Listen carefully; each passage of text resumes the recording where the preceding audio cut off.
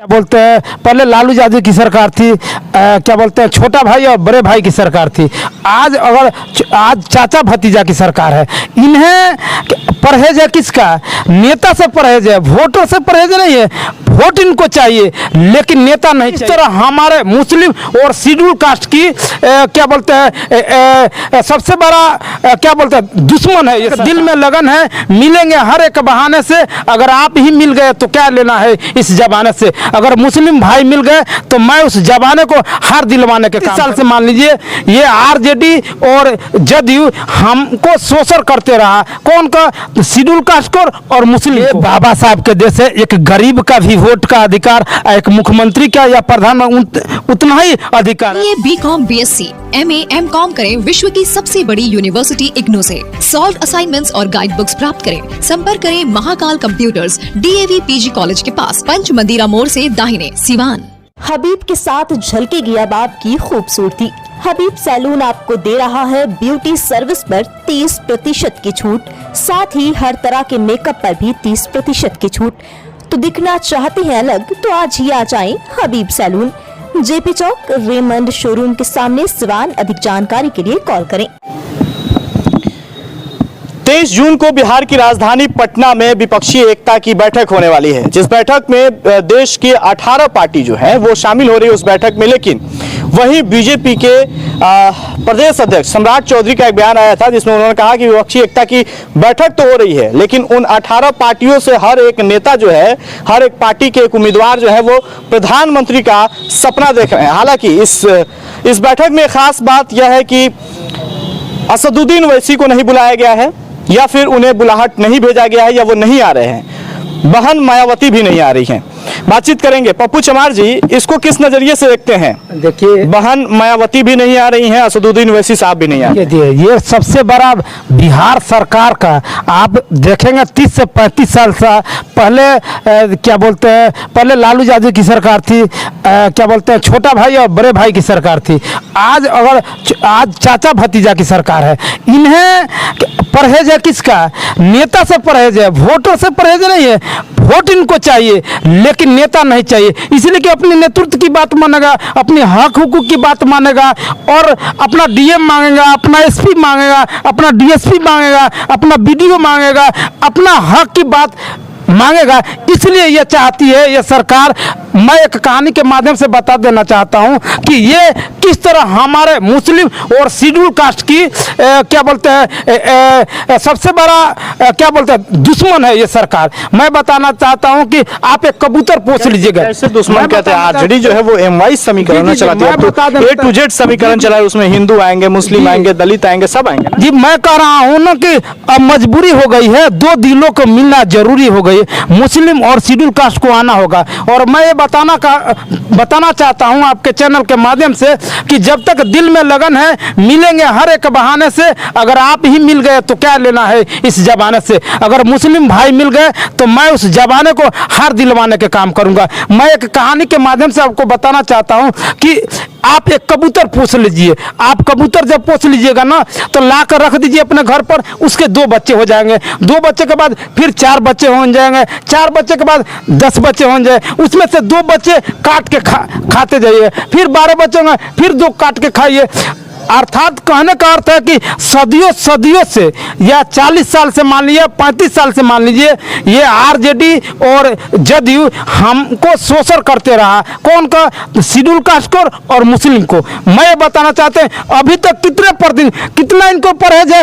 ओवैसी साहब नहीं आएंगे, बहन मायावती नहीं आएगी, इसलिए नहीं आएगी ताकि यहाँ प्रतिनिधित्व की मांग करेगी। अच्छा नहीं आएंगे। इस पे नीतीश कुमार के बेहद करीबी विजय चौधरी का एक बयान आया, मंत्री हैं बिहार सरकार में। उन्होंने कहा कि पत्रकार लोग भी इन्हें भूल जाते हैं, जनता भी भूल गई है, वो आए ना आए उससे कोई फर्क पड़ने वाला नहीं है। देखिए, ये बाबा साहब के देश है, एक गरीब का भी वोट का अधिकार, एक मुख्यमंत्री का या प्रधानमंत्री उतना ही अधिकार है। कहा कि मुझे कहने का अर्थ यह है कि आप ये ना समझे, किसी को छोटा नहीं समझ सकते। कहा कि the child is the father of man, बच्चा ही आदमी के बाप होता है। और आप इस लोकतंत्र में इस तरह की आप मानसिकता पाल रखे हैं। कहा कि फायदा उसी दिन होगा जिस दिन इस बात का जानेंगे, हर हाल में मेरा कहना मानेंगे, सही ढंग से दलित और मुस्लिम को पहचानेंगे, टेक बेनिफिट फायदा उठा लिए। जब वक्त आएगा, इलेक्शन आता है, उनको ये पता चल जाएगा कि हाँ मुस्लिम और शेड्यूल कास्ट में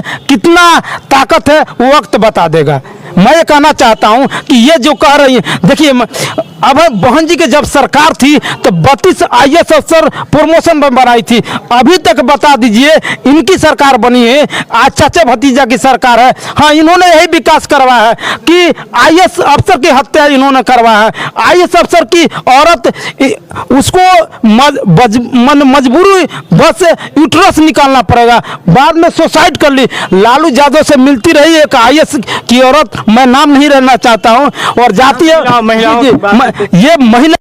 मैं तो कहूंगा कि ये सरकार जो है RJD के सरकार, गंभीर आरोप आप लालू यादव जी पे लगा। जी, उन्हीं की सरकार थी जो कृष्णैया होता है, ये दलित का बेटा है इसलिए हत्या कर देते हैं। आपने स्पीडी ट्रायल क्यों नहीं चला? कहीं ना कहीं ये दलित का दुश्मन की सरकार है। मैं तो कहूंगा, आज भी कहता हूं कि RJD जो है मुस्लिम और दलित के दुश्मन की सरकार है, माने दमनकारी सरकार है। जब RJD की सरकार रही है, आप देखेंगे कि सबसे ज्यादा मुस्लिम की हत्या हुई और शेड्यूल कास्ट की हत्या हुई। आपको मैं बता देता हूँ, जे कृष्ण की हत्या हुई, आप सीमान में आ जाइए, यही मुफस्सिल थाना में 8 मुस्लिम को गोली मार दिया जाता है। क्या गुनाह है साहब? मुस्लिम इसलिए गरीब है तो क्या गुनाहगार है? क्या गरीब रहना गुनाहगार का प्रतीक है क्या? मुसलमान ईमान वाला है, फिर भी ये जालिम समझता है पाकिस्तान वाला है।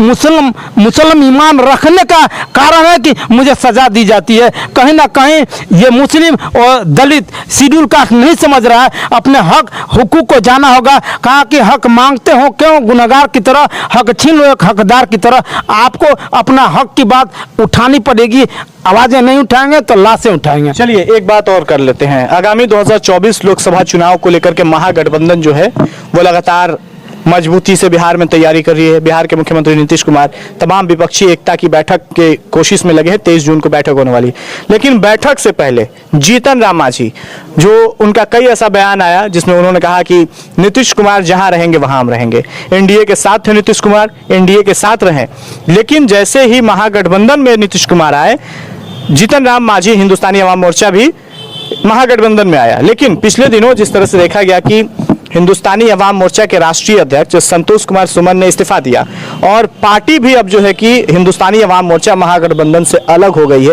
किस नजरिए से देखते हैं? जी, बहुत अच्छा आपने इस बात के लिए कहा। देखिए, वही जीतन राम मांझी हैं, जब मुख्यमंत्री बना था तो इनके कलेजा होता है ना, कलछुल की तरह घूम रहा था। यही लालू प्रसाद यादव हैं, कहते हैं नहीं उतरियो, खींच के उतार दे। यही नीतीश कुमार हैं, जब जीतन राम मांझी का जमीर जगह, धन्यवाद देते हैं आपके जैसे मीडिया के चैनल वाले लोगों ने उनके जमीर को जगाया।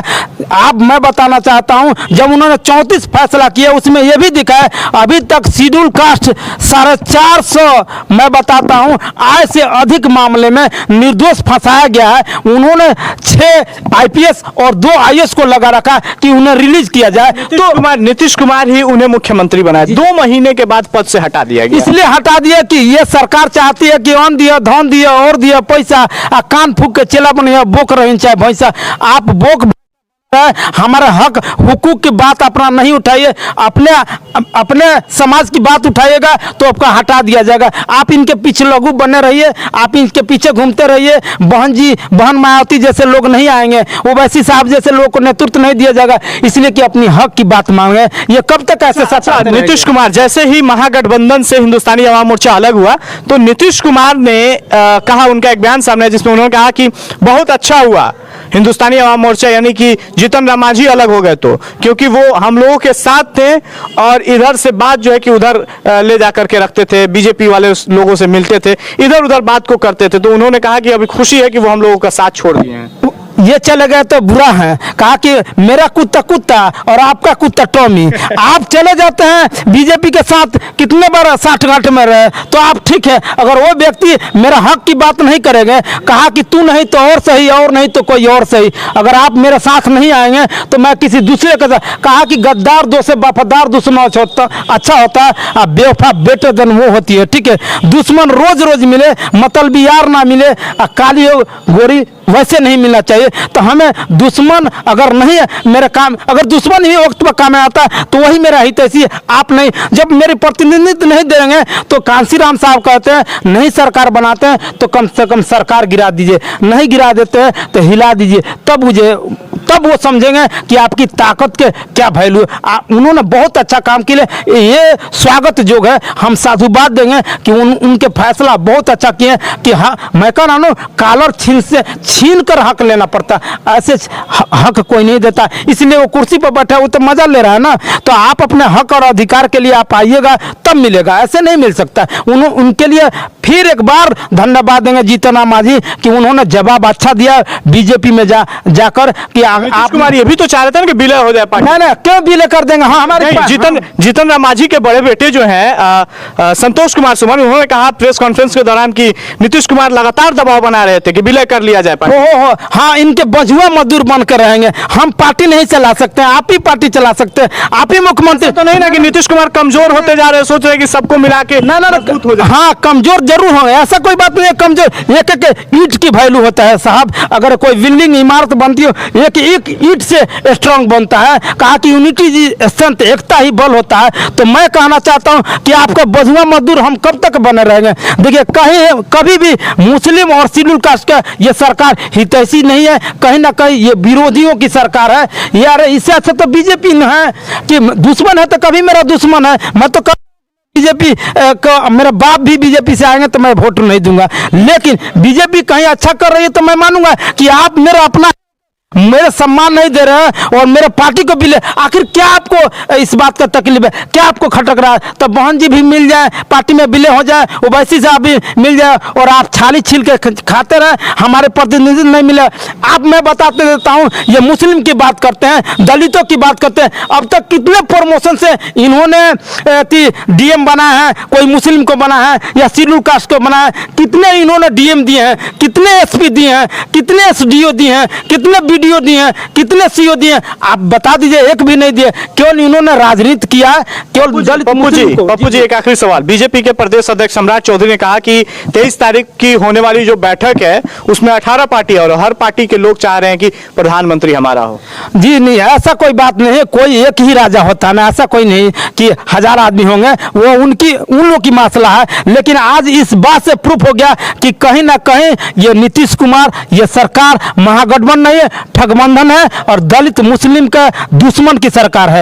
ये कहेंगे कि एक तरफ उनके वोट की जरूरत है, उनके वोटर की जरूरत है, लेकिन उनके नेता पसंद नहीं है कि ताकि वो नेता बन जाएगा तो अपने नेतृत्व की बात करेगा, अपनी हक हुकूक की बात करेगा। तो नेता नहीं है, इनका वोटर पसंद है। हम इनके बजुआ मजदूर बन रहे हैं, यही उनकी पसंद है। चलिए, पप्पू चमार हमारे साथ बातचीत कर रहे थे। 23 तारीख को बिहार की राजधानी पटना में जिस तरह से विपक्षी एकता की बैठक होने वाली है, जिसमें 18 पार्टियां, देश की 18 पार्टियां जो हैं कि उसमें शामिल होने वाली है, उसके ऊपर बीजेपी के प्रदेश अध्यक्ष सम्राट चौधरी का एक बयान सामने आया बीते दिनों, जिसमें उन्होंने कहा था कि 18 पार्टी जो है वो 18 पार्टी के लोग भी चाहते हैं कि उनके ही पार्टी से प्रधानमंत्री का उम्मीदवार हो। हर लोग प्रधानमंत्री बनने का सपना देख रहे हैं, लेकिन जिस तरह से विपक्षी एकता की बैठक में बहन मायावती और असदुद्दीन वैसी साहब नहीं आ रहे हैं, इसको लेकर के भी कई सारी बातें हो रही हैं। पप्पू चमार हमारे साथ बातचीत कर रहे थे, इन्होंने अपनी प्रतिक्रिया दी है। आपकी क्या कुछ प्रतिक्रियाएं हैं, सोच क्या है आपकी, कमेंट बॉक्स में जरूर दीजिएगा। फेसबुक पे देख रहे हो तो पेज को लाइक करें, यूट्यूब पे देख रहे हैं तो चैनल को सब्सक्राइब करें। बहुत बहुत धन्यवाद। सिवान में न्यू शू एम्पोरियम दे रहा है Naik, Adidas, Reebok, Puma, campus तथा अन्य सभी ब्रांड के जूते और चप्पल पर भारी डिस्काउंट। तो आज ही चले आइए Sadhu plaza opposite HDFC bank, Chhapra road, Siwan. अधिक जानकारी के लिए कॉल करें। अब दांत, खाज, खुजली एवं दिनाई का इलाज कराना हुआ आसान, क्योंकि Asia Shabbir health care doctor Abuzar Hussain द्वारा कंप्यूटर से चेक कर किया जा रहा है बेहतरीन इलाज। तिल, मासा, मुहासे रोकना, झुर्री एवं छाई हटाना, डर्मा रोलर और PRP भी होता है। चेहरे के गड्ढों को लेजर मशीन से भरना या लेजर मशीन से मोटापा घटाना हो तो आज ही चले आइए Asia Shabbir health care doctor Abuzar Hussain. पता है रेलवे स्टेशन के नजदीक, सिसवन ढाला के पास, सिवान। अधिक जानकारी के लिए दिए गए नंबर पर कॉल करें।